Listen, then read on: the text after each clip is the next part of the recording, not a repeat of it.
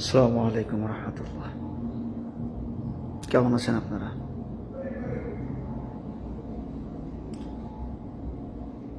এখন বাজে রাত 11টা মেবি। বাংলাদেশে ভোর মনে হয় 4টা 5টা বা এরকম। দিন কিভাবে যাচ্ছে, রাত কিভাবে যাচ্ছে কিছুই বুঝতেছি না।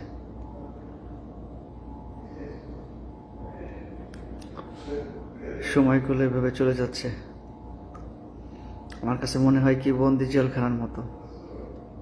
মসজিদ to office, office to room. তো সবার কাছে দোয়া চাই। ওয়ালাইকুম আসসালাম হাবিবি।